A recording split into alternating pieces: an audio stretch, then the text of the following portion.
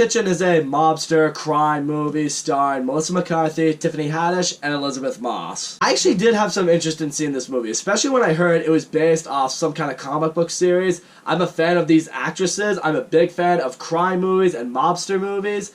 And from what I saw in the trailer, it looked like if everything was done right for it, this could be really good. The story of this movie is these three women who all have husbands who work for the mob. Their husbands get arrested. They get sent away to prison. They have no way to make money now. The mob isn't really helping them. So now the three of them decide to take matters into their own hands. They decide to take over the mob. And now they're making insane money for themselves. And you're seeing the corruption that the mob is doing to them. That right there is the plot of this movie.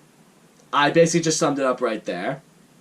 And honestly, it's going to be really tough to make a spoiler review for this movie because, for being honest with you guys, nothing happens in this movie. This movie is a complete mess, honestly, from start to finish. Let me break down for you guys why it is. First of all, the movie does start out, the women now have to fend for themselves, they have to take care of their kids, raise their own lives, and no one really wants to hire single mothers because there's not a big market for that right now. They try to confront the Irish mob or the leader of the mobs to see if he'll help them out, give them some money, and he's like, nope, you're gonna take what I give you, that is that.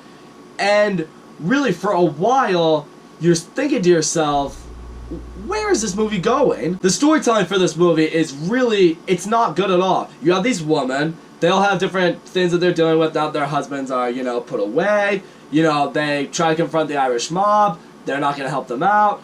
They eventually take matters into their own hands, and really what they honestly just start doing is they just go around, they collect money, they're able to ensure some protection for themselves, and then later on you see them just fanning out a bunch of money, and you're just like, oh, okay, I guess their problems are solved now.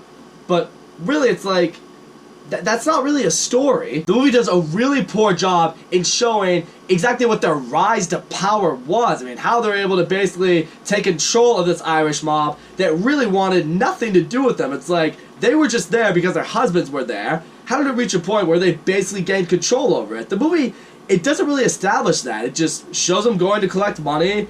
They get a lot of it, and I mean, I guess you could say money leads to power, but how exactly did they attain all that power? You look at a lot of the great crime mobster movies out there, what do they all rely on? They all had very iconic characters, especially maybe the lead mobster who was at times usually the antagonist, and they all had great writing. Like, for example, take a look at probably my favorite mobster movie of all time, The Departed. The writing in that movie, amazing, awesome, it's great, it's so quotable, the story is awesome. It had a great lead mobster villain in Jack Nicholson, and it's just, that's a staple of what those movies should be like. This movie didn't have anything going like that. First of all, I'll say this right now, the writing in this movie, it's honestly very piss poor. I mean, there's really not a moment, there's not a line, there's not a scene of dialogue that I remember from this movie that I would talk about with my friends from this movie. And really, in mobster movies, it's not very violent movies, those aren't very action-packed. Those movies are really driven by their dialogue.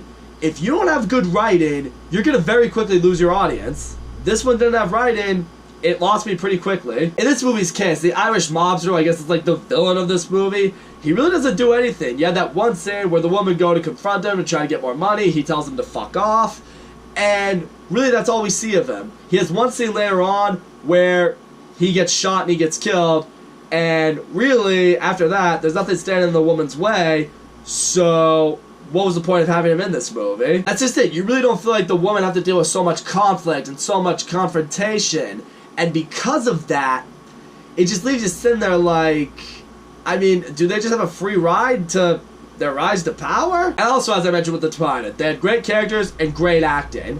In this movie, though, the characters are not very memorable, and the acting is not the greatest. Let me delve into that. I will say, Melissa McCarthy and Tiffany Haddish, they are, in my opinion, probably the two funniest women working in Hollywood today. Those two are just hilarious. Any movie you see with them in it, they are going to make you laugh. It's pretty much inevitable. So I will say, I definitely give them props and respect for going out of their way to try something different, starring a serious crime drama. But honestly, I couldn't really take either of them very seriously as mobsters. Maybe that's just because I'm used to seeing them in the roles that they are in, but typically I've always said this, if your performance is good enough, I will buy into it. Like take Vince Vaughn in Hacksaw Ridge. Vince Vaughn has always been known for being a really funny, really comedic guy. In Hacksaw Ridge, he was the in-your-face drill sergeant, and he was really good in that role, so I bought it. Either of them really gave exceptional performances in this movie, and as a result, I couldn't buy into it. It has you sitting there feeling like, I think they're both a little too out of their element for this one, and as a result, you're like, maybe they should have stuck with comedies. Elisabeth Moss, though, I will say, she for me was probably the only bright spot in this movie because I actually did like what they did with her character, and as far as character development went, I feel like she definitely had the most. I know it's not really saying much, but she did have some. In her case, her husband was a complete asshole to her. He constantly beat her, treated her like shit. She let people walk all over her whole life. You know, she was always getting mistreated by everyone, you know, people in her life, people she just met on the streets or whatever. She always got walked over, and then at one point, as we went along, this guy came in, he kind of coached the woman into how they should perform certain crimes, like how to dispose of a body and things like that. Romance developed between them, and in a way, from that point forward, she kind of learned to stand up for herself, you know, she grew a backbone, you know, she did kind of go a little bit crazy, a little over the line, but I kind of appreciated that because in a way, you feel like it kind of broke her. So I kind of like seeing the downfall of her character a little bit. I will say what did help though is later on in the movie she got shot and killed, and well at that point I'm just like, oh well, there goes like the one character I kind of sort of gave a shit for. So yeah, movie's only gonna go downward from here. And yeah, getting towards the end of this movie, at this point the woman's husbands are all released from prison. You know, they're all kind of at tension with them all because in a way the husbands wanted them to stay out of it, but the woman had to provide. We get a few moments in particular I'll touch on with Tiffany Haddish and her husband. The two of them always had a very tension-filled marriage. His mother was very prejudiced towards black people, so Tiffany Haddish's mother-in-law never really had a particular liking towards her. And when her husband gets out of prison, you know, they're kind of at odds with each other over like, okay, who's really going to be in power with this mob? And, you know, it kind of becomes a power struggle for them, which eventually leads to Tiffany Haddish's husband being killed. And then later on with Melissa McCarthy and her husband, when he gets out of prison, you know, at one point he, like, takes the kids over to where the mobsters are, which makes her angry because, you know, he put the kids' lives in that kind of danger, potentially. And, you know, as a result, she orders her husband killed, which he is killed. But I gotta be honest right here.